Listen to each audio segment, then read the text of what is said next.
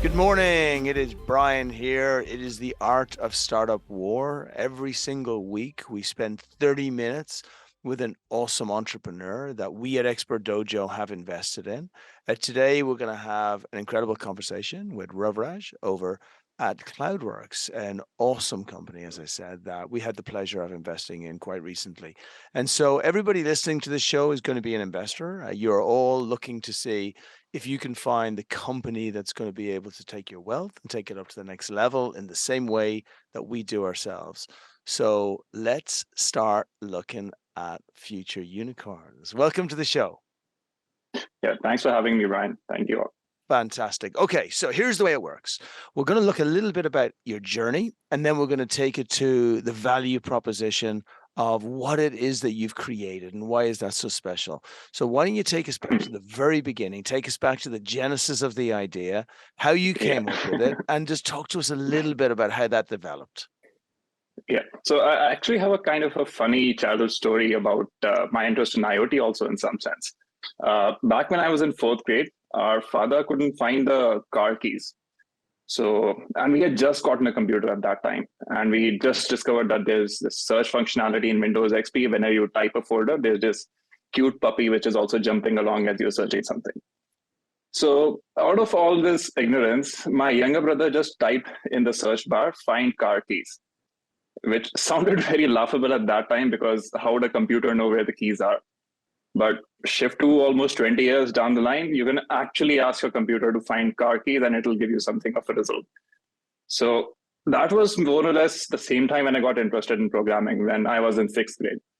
I was kind of in national Olympiads, participating in coding competitions and all that in my 9th, 10th grade. And when I was in 11th grade, that could also be my first entrepreneurial stint of sorts, where I started a computers organization in my hometown in Meerut.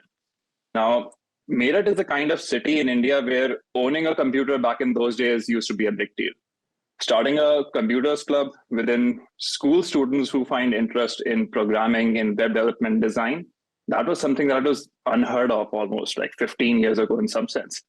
But we did manage to find about 15 odd students across 10 different schools in the city. And we sort of created our own computers organization. And that was the real start where I started taking practical programmings with respect to computers and also sort of developed back into gaming and certain hardware robotics stuff.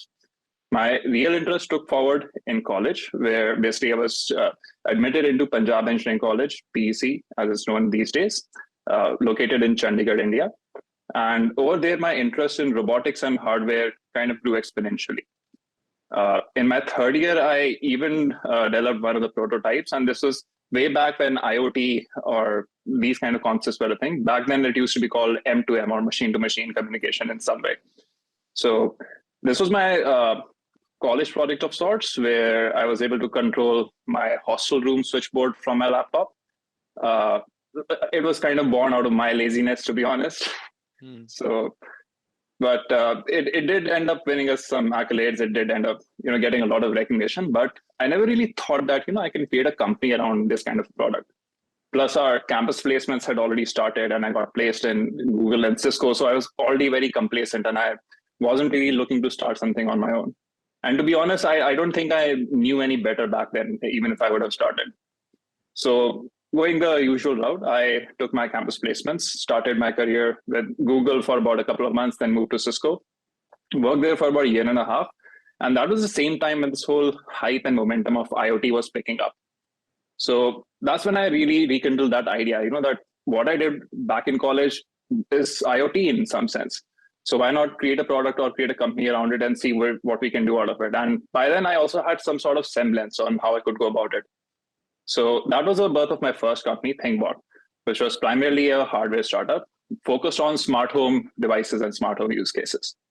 The novelty that we added in ThinkBot, I would say, was the 3D element, where we were one of the first companies in the world which gave the consumers a 3D application for the smart home.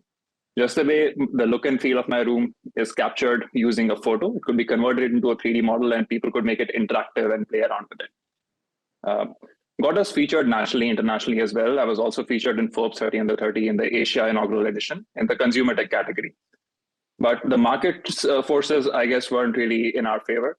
because the same time our country got hit with demonetization, and the next happened was the real estate downturn, and then the COVID scenario. So our product, which was primarily aimed for the real estate market, was instead of a luxury or instead of a sort of a necessity, became a good to have product. And suddenly we saw our order books declining at a rapid rate.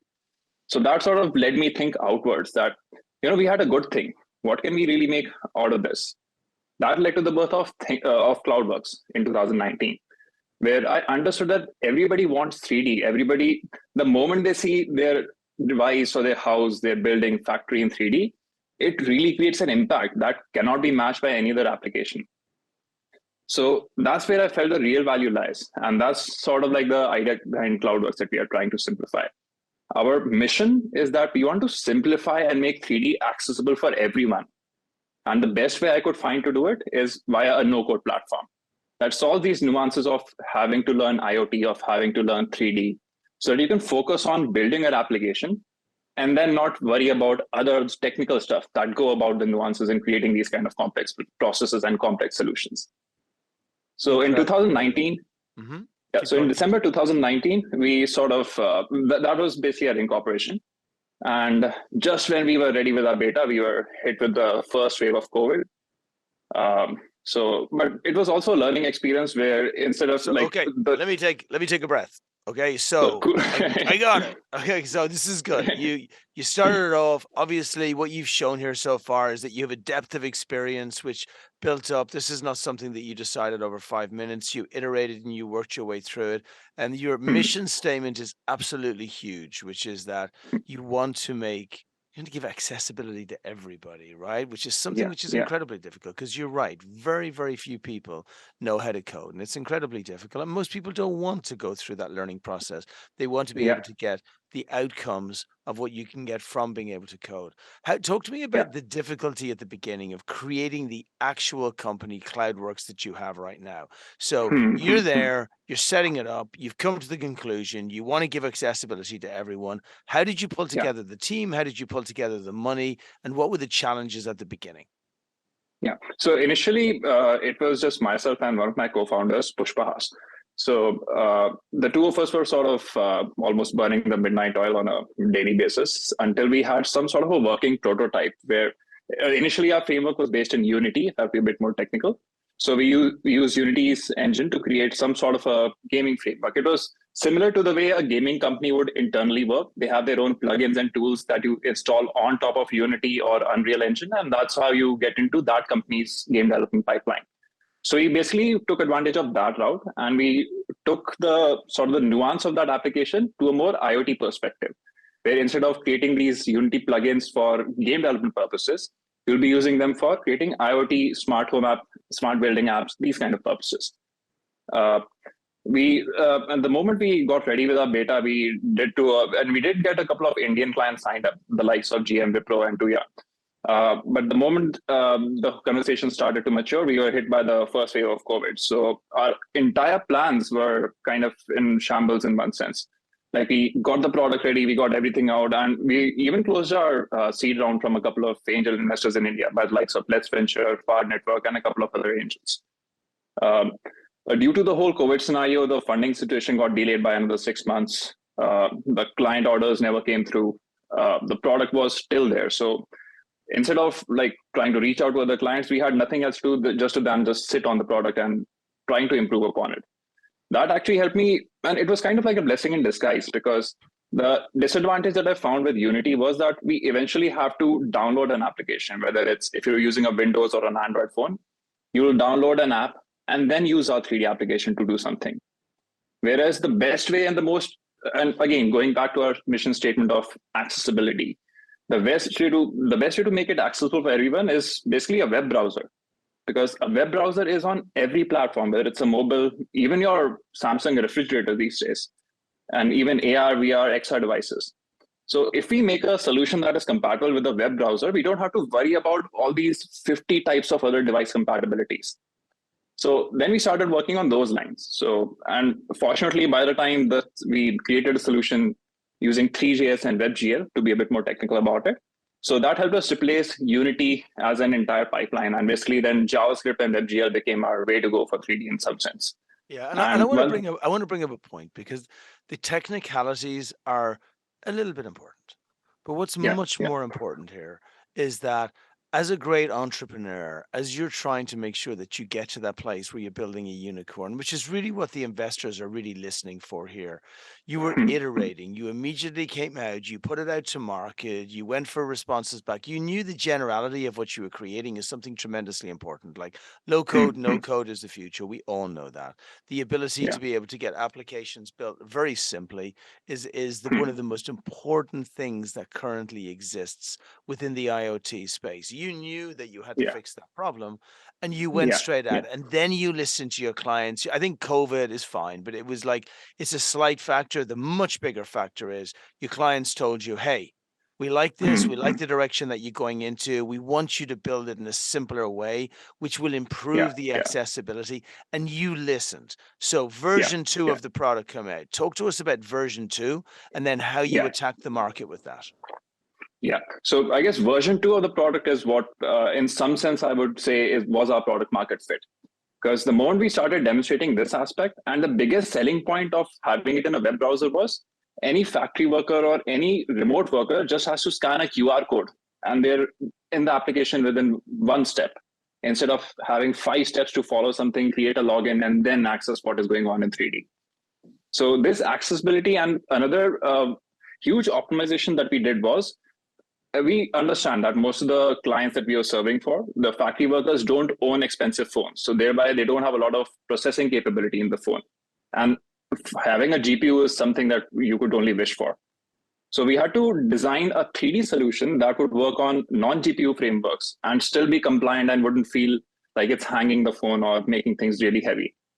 So we started working on those optimizations. And basically, that was what the V2 of that version was, where we launched it over a web browser and we optimize it in a way where an entire factories model consisting of all of its animation, the whole exterior, everything in 3D, including the environment, would just be 15 MB in size. So it could be loaded on areas where you have even limited connectivity, and the entire 3D model could be loaded within 30 seconds if you have good connection, or within 2 minutes if you have a bad connection.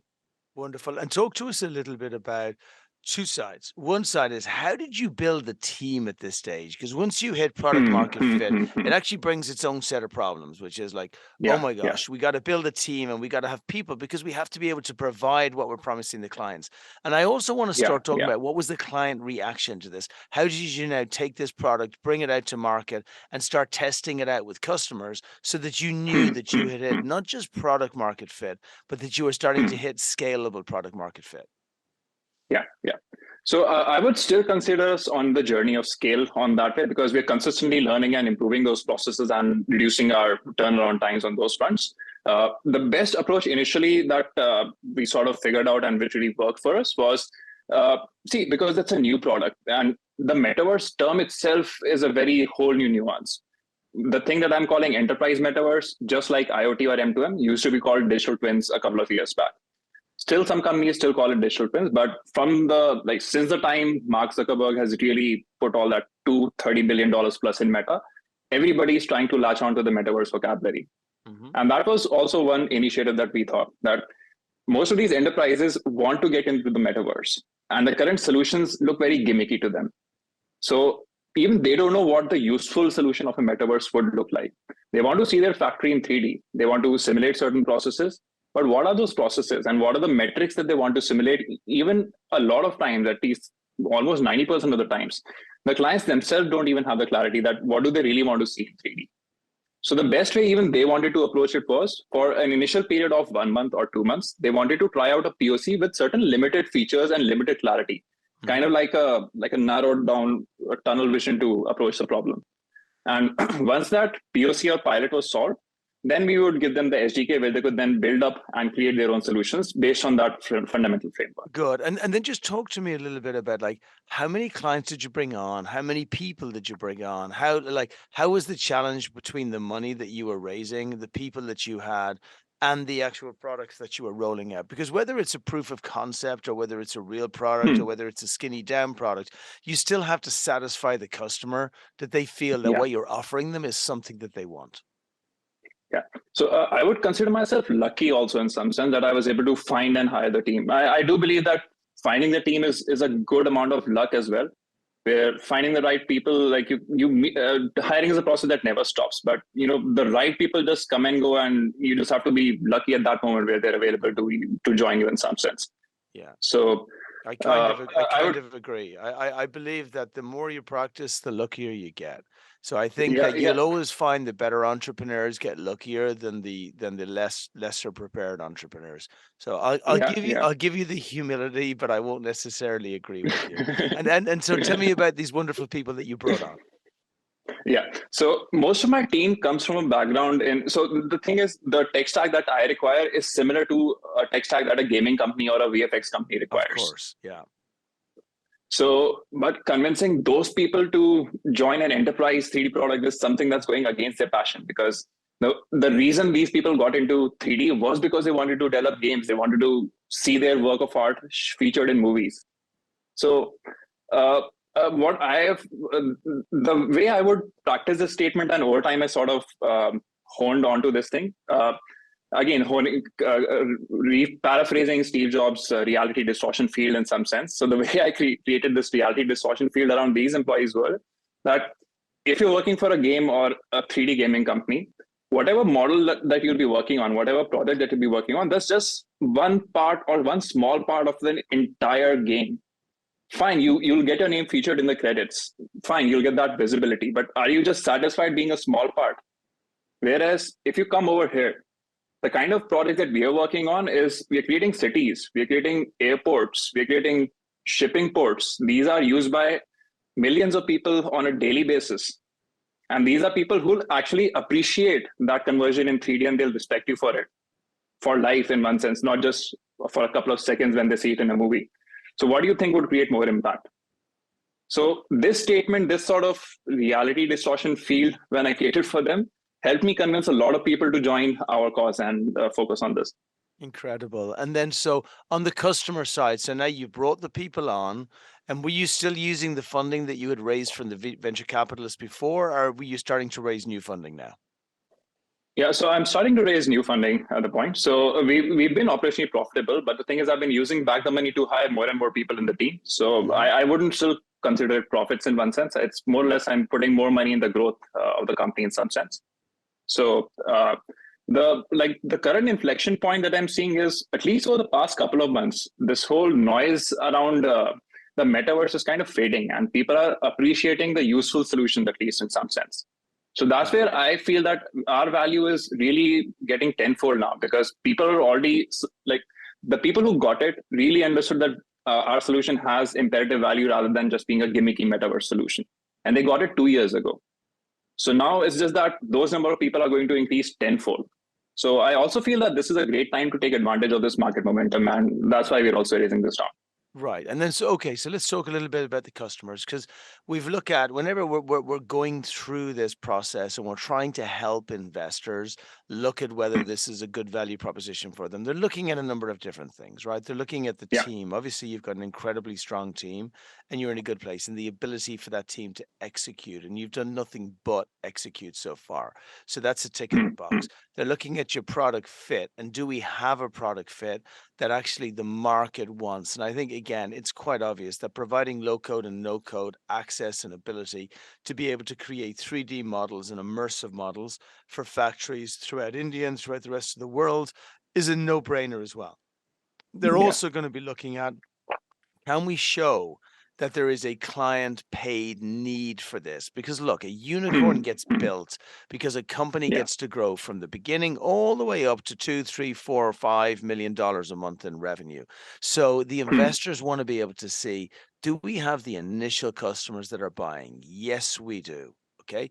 Now it takes us to the important part of the podcast, which is being able to show the investors that we have scalable offer fit, scalable product fit. What does that road look like to what our current revenue is, to how we're gonna actually take that all the way up to a couple of $1 million a month.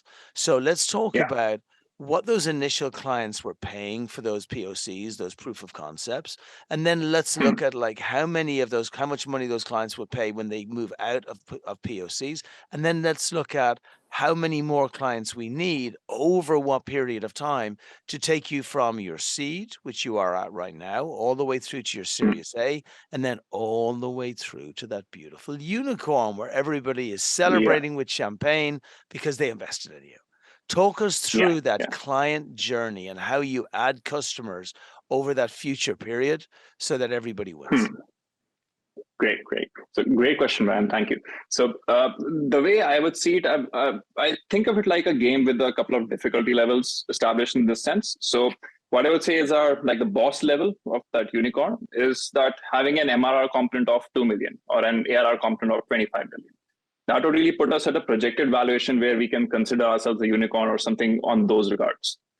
Now, the level below that, I would consider, let's say, an MRR of 500K or 1/4 of what, let's say, we are projecting. Level below that would be 100K. And then the level 1 would be 10K. So I would say we have already crossed level 1. We almost crossed level 1 last year. So we are trying to establish. I like the way you look at this, by the way. I like how you're looking at it as a game that you need to get through the stages. So we've already got through stage 1.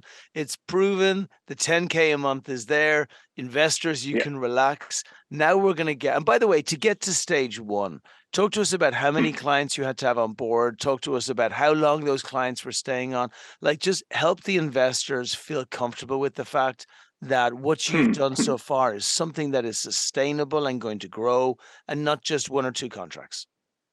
Yeah, got it. So the thing is, we started with just one channel partner because initially the team was entirely technical. So our road to market or our GTM strategy was probably try a couple of pilots through channel partners, see what route works best, and then we'll try to double down on that model and that road. So we tried a couple of use cases around energy, around carbon monitoring, around carbon digital twins even per se, shipping ports, smart homes, smart buildings. It was kind of like just shooting an arrow in the dark. But when we turned on the lights, we kind of realized that the bullseye was in 2 use cases. One was related to energy and carbon. The other was in shipping ports, and that too largely across Europe, where the Demand Act itself comes from a government mandate of having scope 1, 2, 3 compatible reports of the greenhouse gas emission protocols for the carbon and energy needs. And for shipping ports, it's pretty much becoming a need that they have to get digitized, otherwise they'll go out of business. So that's where the whole use case also comes along. And these people have already been exploring digital twins. So it's not like we have to even break that clarity to them or even educate them on what we are trying to do. They've already seen the solutions out there. They understand that those solutions are really costly and really complicated. And that's where our browser part really helps, because then you don't need to install a huge server rack full of GPU machines just to run a 3D model of your factory locally. Makes it very simple. Saves them on. So talk to us about how many of those people that you're getting aboard. Like, so where we are right now is we're looking at how do we stay at $10,000 a month? How many customers does that comprise of? How do we then get to 100,000 a month, as you said? How do we get to 500? And then how do we get to a couple of $1 million a month? And just if we can like hone in on like the number of customers that we need, how many there are in the market. Again, just share the journey a little bit on that customer side. Yeah. So I'll just simplify the numbers in a very, instead of using the exact ones, I'll sort of approximate them to the nearest hundreds on 50s case for the sake of calculation. So I would consider our ACV of one enterprise client as 100K annually. So that means we already have 4 enterprise clients at the moment. So to achieve, let's say, an MRR component of 50K a month, I at least need to have 600K annually. I need to have 6 paid enterprise clients on those fronts. So to get to level 2, I just need to have 2 more people. So the good news is like with these enterprise clients, they pay a lot per month. And by the way, the Yeah. ACV is average contract value for folks that may not be used to these terms. MRR is obviously monthly recurring revenue for people not used to those terms as well. So we're going to make sure everybody just knows exactly what we're saying all the way through. But the really nice thing is, like, to get to $100,000 a month, there are not that many customers that need to be on board. And these customers do need this, like, to be able to get access to proper 3D modeling in a very simple way and really get into the immersive level of what they're creating in their factories is actually a need. It's not a want for these companies. They've been looking for simple processes and platforms to be able to do this for a long time. And so for you to be hitting, let's say, a Series A at 250, $300,000 a month, how many customers do you need to be paying on a monthly basis? Yeah. So I would average it out to 30, let's say 30, 35. very Yeah. achievable. And within the market, how many customers do we have there? Yeah. So there are almost like 9,000 plus SMEs that we've already identified whom we can build, let's say, the first level of leads and conversations with. If you look at the total number of factories that basically become our total accessible market in some sense, then we're talking about 95,000 plus factories all over the world. So we've got a huge market size. We don't need a huge amount of customers to come on board. And then we've got a direct road to those customers. So then talk to us about, if we're taking the customers from where you are today, which is that 10K per month, and we're bringing it up to that $250,000 a month, how long do you believe that's going to take? Do you believe that if an investor coming in now today invests money, that they're going to see that valuation increase potentially by the time they hit at the end of 2023, or is it 2024? How do you see that journey looking like? Yeah, yeah. So I would say on an optimistic level, definitely we can achieve it next year itself. We are already in talks with 5 of such enterprises. I'm not sure I can disclose the names, but these are all Fortune 500 companies. Yeah, And don't disclose any names here. This is really just about, so, and I think what everybody listening can hear is that we have a very strong product market fit. We have an incredibly robust technology. We have customers that have said they like this, they want this, they need this. We have a huge market size of 9,000 plus potential clients, and we haven't even gone beyond, like, around the rest of the world yet. We only need 30 of these guys to get us past our Series A, which we all know that is going to take the valuation, the inferred valuation that would be taken now, at least to 3-4 times by the time we get to that level. And that can be done in 2023.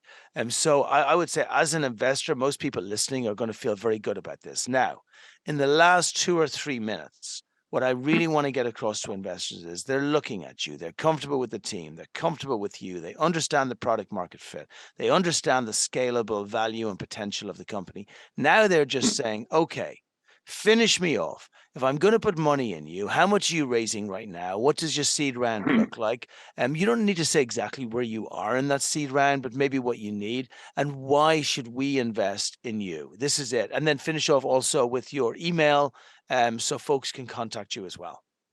Yeah, got it. So I like all the investors to think of the metaverse right now like a gold rush, and it's exactly like the California gold rush in some sense. Now, there are 2 people which we often hear in the gold rush who made the most money: the one who struck gold and the one who were selling the access. But there's a third category which made the most amount of money, which is Cornelius Vanderbilt kind of people who made it accessible for 300,000 plus immigrants to move to California area and start digging and start finding the gold that they want. He basically made it accessible for them. Now, if we compare it to our analogy, Facebook, Meta, in some sense, Microsoft, the likes of these people are the ones that are trying to dig the gold mine. They will find the gold mine, and obviously they'll get rich. NVIDIA, Unity, Unreal, these are the likes of the companies that are selling the access. Yes, they will also get rich. I'd like all of you to think of it this way. What we are creating as a platform and as a vision is the journey, and making this gold rush in the metaverse accessible for people who are kind of excited about it, but they don't know how to do it in some sense. So on those fronts, we've already proven this model to certain existing people. And the more news and the more word we get out there, I feel there's a strong chance we can easily convince and win that market. I love it. You're making the rail tracks for all of those folks who want to become rich finding gold.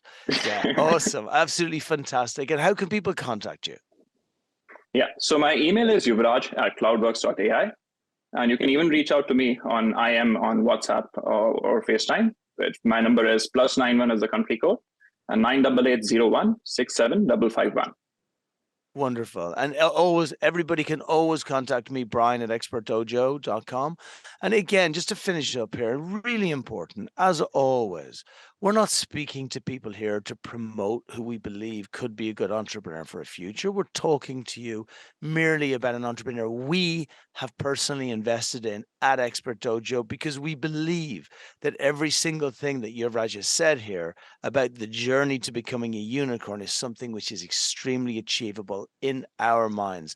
As always, all investors should do your own diligence, your own work, your own checks, your own be comfortable with the company. But now you can contact the founder, you can go through the product fit, you can go through all of the potential for the future like we did. And if you're lucky, you might come to the same conclusion that we did. Thanks, everybody, for listening. Thank you, Yuvraj. Thank you for allowing us to invest in your company. It's been an absolute pleasure so far, and we're looking forward to being with you on the whole journey. Yeah. Thank you, Ryan. Thank you for having me, and thank you for the kind words.